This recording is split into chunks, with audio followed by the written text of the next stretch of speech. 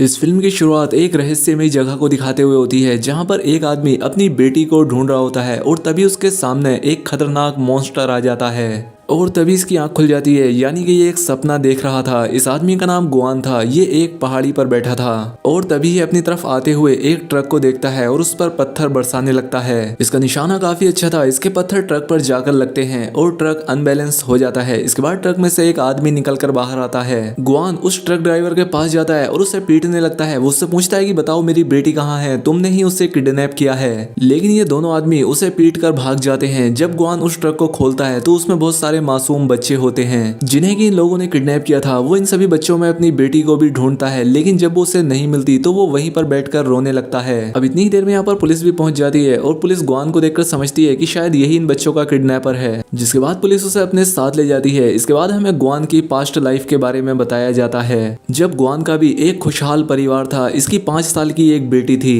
लेकिन आज 6 साल हो गए हैं क्योंकि उसे कोई किडनैप करके ले गया था। और अक्सर गुआन को एक ऐसा ख्वाब आता है जिसमें उसकी बेटी एक खौफनाक से डार्क शहर में कैद है। इसके बाद हमें प्रेजेंट में गुआन को एक पेट्रोल पंप पर उसी पुलिस की कार में दिखाया जाता है। तभी वहां पर एक कार आकर रुकती है और उसमें बैठी लड़की गुआन से कहती है कि जल्दी से इस कार में आकर बैठ जाओ। और फिर गुआन जल्दी से छुपकर उस गाड़ी में जाकर बैठ जाता है। वो लड़की गुआन से कहती है कि मैं तुम्हारे बारे में सब कुछ जानती हूँ, तुम्हारे ख्वाब के बारे में भी। इस लड़की का नाम लिंग होता है और वो गुआन से कहती है कि तुम्हारी बेटी को ढूंढने में मैं तुम्हारी मदद करूंगी, लेकिन बदले में तुम्हें भी मेरा एक काम करना होगा। वो उसे एक जगह पर लेकर आती है जहाँ पर टीवी में एक आदमी लाइव आ रहा था और वो आदमी यहाँ पर नोवेल की एक स्टोरी सुना रहा था। उस स्टोरी में हम एक वॉरियर को देखते हैं जिसके पीछे कुछ लोग लगे हुए थे जो कि उससे मारना चाहते थे, लेकिन तभी उस वॉरियर की बहन वहां पर आ जाती है जो कि उन सभी लोगों को मारकर उसे बचा लेती है। वहां पर एक ओल्ड वॉरियर भी होता है जो ये देखकर उस लड़की को मारने के लिए जाता है। अब वो वॉरियर अपनी बहन को नहीं बचा पाता, लेकिन वो ऊपर आकर उस बूढ़े वॉरियर को मार देता है और इस वॉरियर का नाम था कोंग वैन। अब इसके बाद उस बूढ़े वॉरियर के शरीर पर लगी शील्ड इसके शरीर पर आकर चिपकने लगती है। अब जैसे ही वो पूरी शील्ड कोंग वैन के शरीर पर आकर चिपक जाती है, उसमें एक आंख बन जाती है और वो उसका खून पीने लगती है। और साथ ही वो उससे कहती है कि अगर तुम उस मॉन्स्टर को मारने के लिए जा रहे हो तो मुझे भी साथ ले जाना।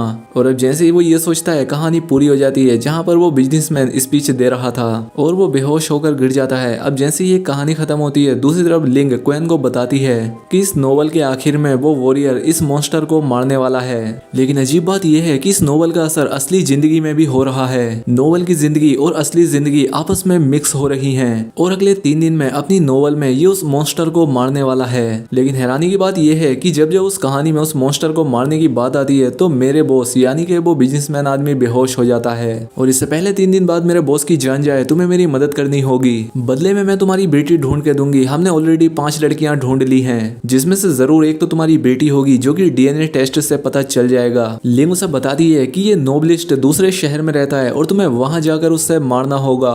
इसीलिए ग्वेन दूसरे शहर में उसे मारने के लिए जाता है। और जब वो नोबलिस्ट ग्वेन से पूछता है कि तुम यहाँ पर क्यों आए हो, तो ग्वेन उससे कहता है कि मैं तुम्हारा फैन हूँ। और ये बात सुनकर वो नोबलिस्ट काफी खुश होता है और इन दोनों में बातचीत होने लगती है। अब एक दिन ग्वेन उस नोबलिस्ट से बात करने के बाद अपनी डायरी वहीं पर छोड़ जाता है जिसमें उसने अपने ख्वाब के बारे में भी लिखा था। जब नोबलिस्ट उसकी वो डायरी पढ़ता है तो उसे उसकी कहानी काफी अच्छी लगती है और वो सोचता है कि मैं ये कहानी अपनी नोवेल में भी ऐड करूंगा।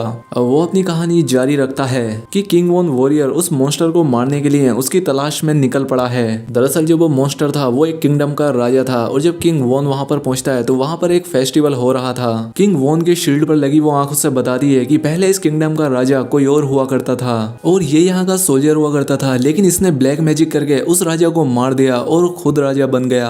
अब ये मॉन्स्टर राजा दूसरे किंगडम पर भी अटैक करने वाला था और इसीलिए ये उस दूसरे किंगडम पर जाकर अटैक कर देता है। वहां के सभी लोगों को मारकर वहां पर आग लगा देते हैं। ये पूरे के पूरे शहर लूट लेते हैं और अब हर जगह कर्फ्यू लग जाता है कि कोई भी लोग अपने घरों से बाहर ना निकले, इसलिए सभी लोग अपने अपने घरों में चले जाते हैं। अब सीन असली दुनिया में दिखाया जाता है जहाँ पर गुआन उसी नोबलिस्ट के शहर में होता है। वो अपने होटल में आराम कर रहा था, लेकिन तभी वहाँ पर लिंग आती है और उसे मारने लगती है। वो कहती है कि मैंने तुम्हें नोबलिस्ट को मारने के लिए भेजा था, ना कि दोस्ती करने के लिए। लेकिन तभी वहाँ पर नोबलिस्ट आ जाता है, इसीलिए लिंग वहाँ से चली जाती है और वो नोबलिस्ट गुआन को उसकी डायरी देता है। अब ग्वेन को लगता है कि चलो मैं इस नोबलिस्ट को मार ही देता हूँ, लेकिन वो ऐसा नहीं कर पाता। नोबलिस्ट ग्वेन से कहता है कि तुम्हारी डायरी में तुम्हारी जो कहानी है उसी के आधार पे मैंने अपने नोवेल की कहानी को आगे बढ़ाया है। वो फिर से उससे डायरी लेकर अपनी नोवेल की कहानी आगे लिखने लगता है। इसके बाद हम फिर से नोवेल की कहानी में आते हैं, जहाँ पर कोंगवेन जब एक रास्ते से गुजर रहा होता है तो वहाँ पर उसे एक छोटी बच्ची नजर आती है। उसके छोटे भाई की डेथ हो चुकी थी। वो उसके साथ जाता है और वो छोटी बच्ची फ्लूट बजाने लगती है, जिसकी आवाज सुनकर वहाँ पर कई सारे वॉरियर आ जाते हैं और उन पर अटैक करने की कोशिश करते हैं। लेकिन कोंगवेन उस बच्ची को लेकर वहाँ से भाग जाता है। अब जैसे ही शाम होने लगती है उन वॉरियर्स की ताकत कम पड़ने लगती है और इसी का फायदा उठाते हुए कोंगवेन उस बच्ची को लेकर वहाँ से चला जाता है। इसके बाद हम रियल लाइफ में आते हैं, जहाँ पर ग्वेन ये डिसाइड कर लेता है कि मैं इस नोबलिस्ट को मार दूंगा।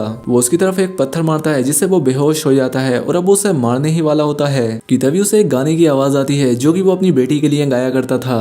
जब वो इधर उधर जाकर देखता है तो पाता है कि एक 10-11 साल का लड़का वो गाना गा रहा था। तो वो उससे पूछता है कि तुमने ये गाना कहाँ से सीखा, बताओ मेरी बेटी कहाँ पर है, क्योंकि वो हर हाल में अपनी बेटी से मिलना चाहता था। लेकिन वो लड़का उससे डर जाता है और वहां से भागने लगता है और अब ग्वेन उसका पीछा करने लगता है। वो उसके पीछे एक जगह पर आ जाता है जहाँ पर वो अपनी बेटी के किडनैपर्स को पूछता है। वो उन्हें मारकर उनसे पूछने लगता है कि बताओ मेरी बेटी कहाँ पर है, जिस पर वो किडनैपर कहता है कि उसे बेहोश करने के लिए मैंने कुछ ज्यादा डोज दे दी थी, इसीलिए वो इस दुनिया में नहीं रही। ये देखकर ग्वेन को बहुत गुस्सा आता है। वो उसे मारने लगता है, लेकिन तभी यहाँ पर लिंग आ जाती है और वो उसे अपनी गाड़ी में बैठा लेती है। वो कहती है मैं तुम्हारी मदद करूंगी, जिस पर ग्वेन कहता है कि मुझे किसी भी तरह से उस किडनैपर को पकड़ना है, मुझे उसे जान से मारना है और तुम परेशान मत हो, मैं तुम्हारा भी काम कर दूंगा, लेकिन मुझे उसे मारना ही है। ये सारी बातें लिंग का बॉस भी सुन रहा होता है। वो उससे आकर कहता है कि अगर मेरी मजबूरी ना होती तो मैं ये काम करने के लिए तुमसे कभी ना कहता। लिंग काफी उदास हो जाती है क्योंकि वो अपने बॉस को अपना पिता मानती थी, क्योंकि वो उनकी मदद करना चाहती थी। दूसरी तरफ हम नोवेल में कोंगवेन और उस बच्ची को देखते हैं। वो शहर की गलियों से गुजर रहे थे जहाँ पर हर तरफ डेड बॉडीज पड़ी थी।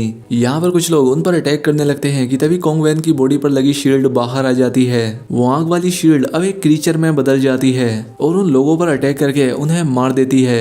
और ऐसा करने के बाद कोंगवेन दोबारा से नॉर्मल हो जाता है। दूसरी तरफ वो नोवेलिस्ट काफी जख्मी होता है। वो ग्वेन से कहता है कि मैं नहीं जानता कि मुझ पर किसने अटैक किया है। साथ ही वो ग्वेन को यह भी बताता है कि मैंने अपनी नोवेल में तुम्हारा और तुम्हारी बेटी का भी जिक्र किया है। नोवेल में कोंगवेन जिस बच्ची के साथ है वो तुम्हारी ही बेटी है, जो कि अपने पेरेंट्स को ढूंढ रही है। और जो वॉरियर उन पर अटैक करने के लिए आया था वो सिर्फ अटैक करने नहीं बल्कि अपनी बेटी को बचाने के लिए आया था। वो तुम्हारा कैरेक्टर है क्योंकि तुम दोनों के चेहरे पर एक जैसा निशान है। ग्वेन नोवेलिस्ट से कहता है कि क्या तुम प्लीज जल्द से जल्द अपनी नोवेल को खत्म कर सकते हो ताकि मैं अपनी बेटी को ढूंढ सकूं, क्योंकि तुम्हारा नोवेल असल जिंदगी से मिलता जुलता है। इसके बाद ये दोनों अपने घर आ जाते हैं तो ग्वेन देखता है कि नोवेलिस्ट के घर में लिन के बॉस की पिक्चर है। नोवेलिस्ट कहता है कि ये आदमी और मेरे फादर दोस्त हुआ करते थे, लेकिन मेरे फादर की रहस्यमय तरह से डेथ हो गई। लिंग भी ये सारी बातें सुन रही थी। अब उसकी बातों से लिंग को भी अंदाजा हो जाता है कि उसके बॉस झूठ कह रहे थे कि ये नोवेलिस्ट उसे मारना चाहता है। लिंग को समझ आ जाता है कि नोवेलिस्ट के फादर और मेरे बॉस आपस में बिजनेसमैन थे और लिंग के बॉस ने ही उसके फादर को मारा था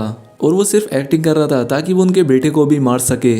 लिंग अपने बॉस को फोन करती है और कहती है कि मुझे आप पर काफी भरोसा था, लेकिन आप तो अपना काम पूरा होने के बाद मुझे भी मरवा देंगे और अब मैं तुम्हारा कोई भी काम नहीं करूंगी। जिस पर उसके बॉस के आदमी उसे किडनैप कर लेते हैं। दूसरी तरफ ग्वेन को भी पता चल जाता है कि आखिर सच्चाई क्या है। वो उसे लेकर एक लाइब्रेरी में आ जाता है ताकि वो अपनी जान बचा सके, लेकिन वहां पर भी लिंग के बॉस के आदमी आ जाते हैं और अब यहाँ पर इन लोगों में लड़ाई होने लगती है। अब इसके बाद हम नोवेल की दुनिया में आ जाते हैं जहाँ पर कि कोंगवेन उस बच्ची के साथ उस मॉन्स्टर राजा को मारने के लिए जा रहा होता है। उस मॉन्स्टर के सारे वॉरियर, सारे पहरेदार रात में सोए हुए थे क्योंकि रात में उनकी शक्तियां चली जाती थी। अब वो जोर जोर से उस मॉन्स्टर को आवाज देने लगता है, लेकिन तभी एक अजीबोगरीब सा दिखने वाला बड़ा सा मॉन्स्टर उसके सामने आता है जिसकी शक्ल दिखने में काफी अजीब सी थी। वो कोंगवेन को बताता है कि तुम मेरे दोस्त के बेटे हो, मैंने तुम्हारे पिता को तो बहुत पहले ही मार दिया था। मैंने तुम्हें और तुम्हारी बहन को मारने के लिए भी अपने आदमियों को भेजा था, लेकिन तुम किसी तरह से बच गए। और वो मॉन्स्टर फिर से एक बार इस पर अटैक कर देता है। अब इन दोनों में फिर से लड़ाई होने लगती है और कोंगवेन के शरीर पर लगी वो शील्ड भी अलग होकर उस मॉन्स्टर से लड़ने लगती है। ये मॉन्स्टर काफी ताकतवर था, ये शील्ड को तबाह कर देता है और अब कोंगवेन से लड़ने के लिए उसकी तरफ जाता है, लेकिन वो छोटी बच्ची फ्लोट बजाने लगती है ताकि उसका ध्यान बटा सके।